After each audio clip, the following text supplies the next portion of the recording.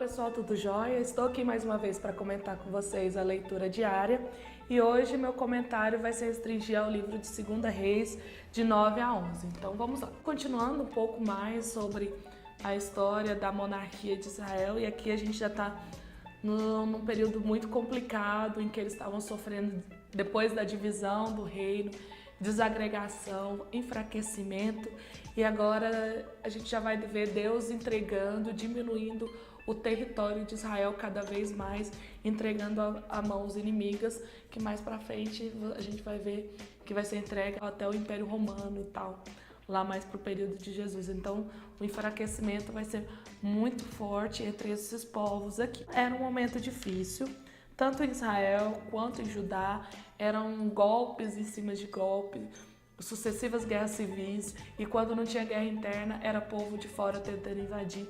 Então não estava fácil. E para completar, era o finalzinho da vida do profeta Eliseu, que fez grandes maravilhas, então era muito problemático. Quem que guiaria o povo, pelo menos quem guiaria através da voz de Deus? Então aqueles que estavam firmes na fé estariam se sentindo de uma certa forma quase que um problema de quem sucederia esses grandes profetas. E nessa época, quem era o rei de Israel era Jorão. E no capítulo 9, a gente vai ver o profeta Eliseu, que ainda estava vivo, mas estava bastante delimitado, mandando um dos profetas irem ungir Jeú como o novo rei de Israel. Essa unção ia ser de forma secreta. Então o profeta vem, tira Jeú do meio do seu grupo de...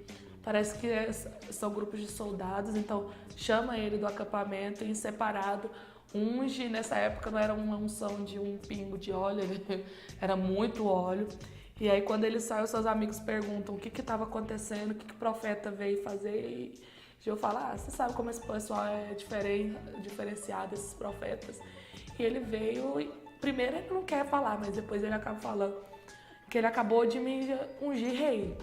E aí o pessoal, sério? E aí então tiram o Jeú e a gente já vai ver uma organização de um grupo rebelde que enfrentaria as forças de Jorão. Deus entrega a vida de Jorão nas mãos de Jeú, e ele sabia disso porque o profeta acabou de ter ungido ele. Então no momento que Jorão estava se restabelecendo pós-batalha, e é engraçado que ele estava sendo visitado pelo rei Acasias, rei de Judá, nesse exato momento, Jeú chega, mata Jorão e acaba matando também o rei de Judá. Então ele acaba matando os dois.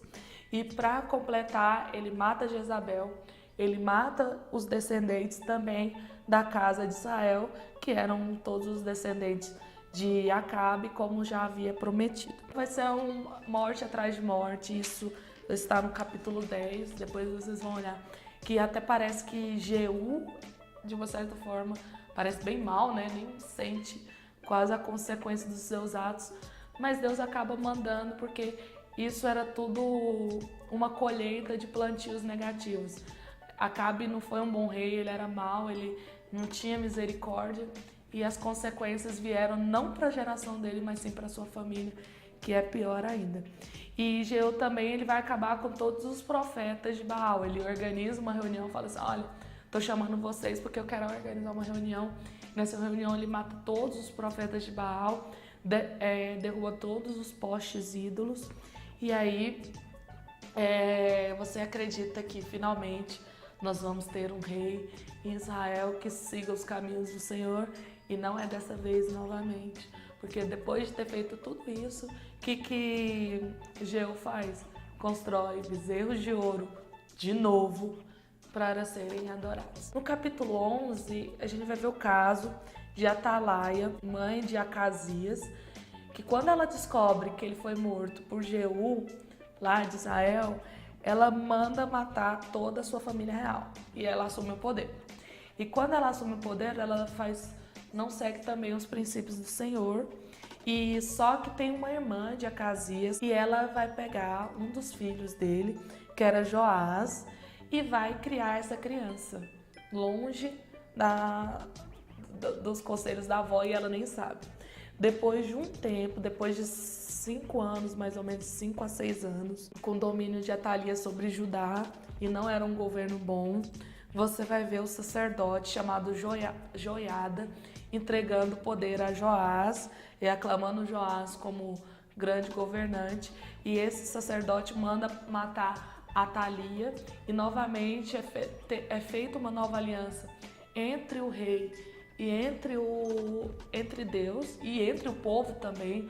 O rei vai assumir a responsabilidade de guiar o povo no caminho do Senhor, e Joás, com apenas 7 anos, ele acaba cumprindo os caminhos do Senhor. Depois de tantos acontecimentos fatídicos que acontecem, que lição que a gente pode tirar disso?